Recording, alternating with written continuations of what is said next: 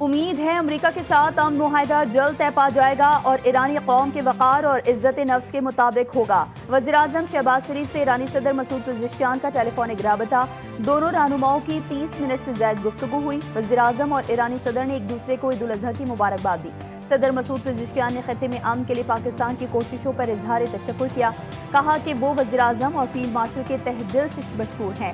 سعودی عرب، قطر، ترکیہ اور دیگر علاقائی ممالک امن کوششوں میں شریک ہونا قابل تعریف ہے۔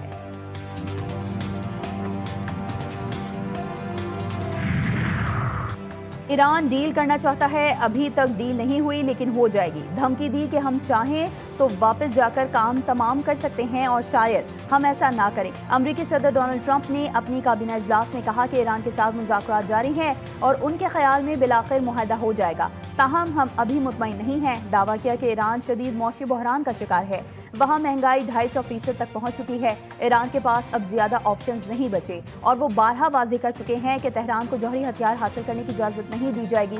امریکی میڈیا کو انٹرویو دیتے ہوئے کہا کہ ایران افزودہ یورینیم سے دستبردار ہونے کے بدلے پابندیوں میں نرمی کی توقع نہ رکھے۔ اس معاملے پر کسی قسم کی رعایت نہیں دی جائے گی۔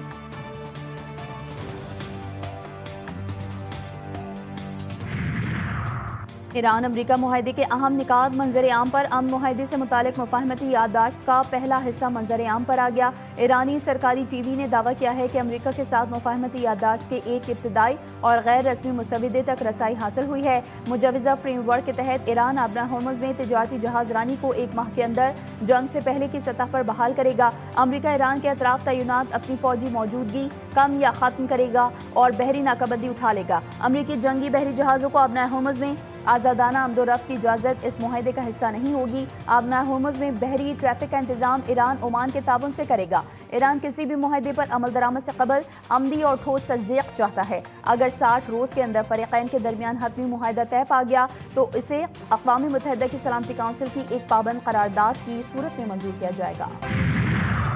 اور ایرانی کنٹرولڈ میڈیا کی یہ رپورٹ درست نہیں اور انہوں نے جو ایم او یو جاری کیا ہے وہ مکمل طور پر من گھڑت ہے۔ وائٹ ہاؤس کی جانب سے ایرانی سرکاری ٹی وی پر ایران امریکہ کے ایم او یو کا غیر حتمی مسودہ مسترد رد عمل ظاہر کرتے ہوئے کہا کہ کسی کو بھی یقین نہیں کرنا چاہیے کہ ایران کا سرکاری میڈیا کیا پیش کر رہا ہے، حقائق اہم ہیں۔ ترجمان وائٹ ہاؤس کے مطابق ایسی رپورٹس درست نہیں بلکہ مکمل طور پر من گھڑت ہیں۔ ملک بھر میں قربانی کے جانوروں کی آلائشیں اٹھانے کے انتظامات۔ پنجاب میں صفائی آپریشن بھرپور انداز میں جاری۔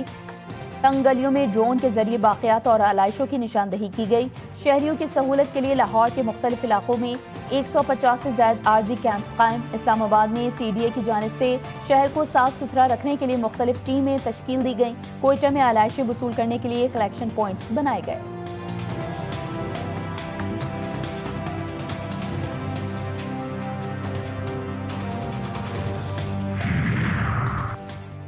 کبھی لاہور کو غلط نہیں کہا، ہمیشہ کہا کہ لاہور ساڈا دل ہے۔ میئر کراچی بیرسٹر مرتضی وہاب نے کہا کہ بلال یاسین کو کوئی بات بری لگی تو معافی مانگتا ہوں، میرا مقصد کسی کی دل آزاری نہیں تھا، وہ اپنے شہر میں اچھا کام کر رہے ہیں۔ میئر کراچی بولے شہر میں 105 کلیکشن پوائنٹس قائم کیے گئے ہیں۔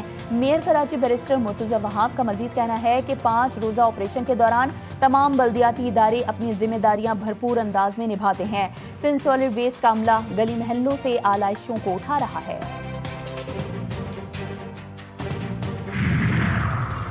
افغانستان دہشت گردوں کی بھرتی اور شدت پسندی کے فروغ کا مرکز بن گیا۔ سرگرم دہشت گرد گروہوں کی توسیع پسندانہ سرگرمیوں سے عالمی برادری میں تشویش۔ داعش کی شاخی ولایت خراسان کے خطے میں خفیہ نیٹ ورکس قائم کر کے حملوں کی منصوبہ بندی۔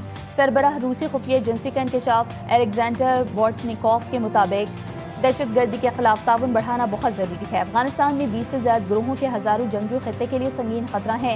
D G I S P R متعدد مواقع پر خبردار کر چکے ہیں کہ افغان طالبان کے دور حکومت میں افغانستان دہشت گردوں کے لیے محفوظ مرکز بن چکا ہے۔ غزہ میں اسرائیلی فضائی حملوں میں مزید شدت آ گئی۔ مغربی غزہ میں رہائشی عمارت پر فضائی حملے سے پوری عمارت ملبے کا ڈھیر بن گئی۔ حملوں میں کم از کم 9 فلسطینی شہید۔ اسرائیلی کارروائیوں کے باعث متعدد خاندان عید کے دن بھی بے گھر اور متاثر ہوئے۔ مقامی ذرائع کا کہنا ہے کہ ریسکیو آپریشن جاری ہے جبکہ ہلاکتوں میں اضافے کا خدشہ ظاہر کیا جا رہا ہے۔ جنوبی لبنان پر اسرائیل کے فضائی حملے، خواتین اور بچوں سمیت 31 افراد شہید، 40 سے زائد زخمی۔ صہیونی فوج نے جنوبی لبنان پر چند گھنٹوں میں 180 حملے کیے، رہائشی علاقوں کو نشانہ بنایا گیا۔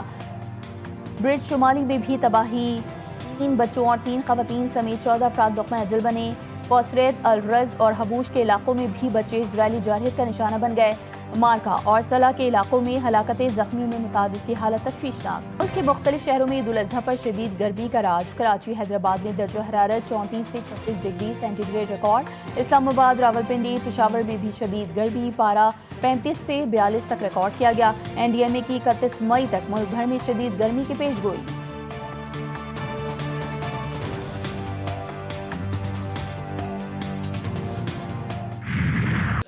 مناسک حج کی ادائیگی، 17 لاکھ سے زائد مسلمانوں نے حج کی سعادت حاصل کر لی، قربانی کر کے احرام کھول دیے۔ طواف کے لیے خانہ کعبہ کا رخ، مزدلفہ میں رات گزارنے کے بعد حجاج کرام رمی میں مصروف، بڑے شیطان کو کنکریاں ماری۔ پاکستانی حجاج کرام کی واپسی 10 جون سے شروع ہوگی۔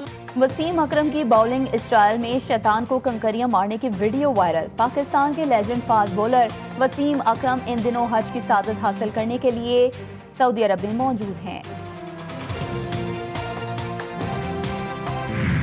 اور پاکستان کرکٹ ٹیم کی قوم کو عید الاضحیٰ پر مبارکباد۔ بابر اعظم، شاہین شافریدی، شاداب خان سمیت دیگر نے اپنے پیغام میں کہا کہ خوب مزے کریں، ڈھیر سارا کھانا کھائیں، صفائی اور اپنے ارد گرد کے لوگوں کا بہت سارا خیال رکھیں۔ ویمنز کرکٹرز کا کہنا تھا کہ عید پر خوشیاں بانٹیں، ایک دوسرے کا خیال رکھیں۔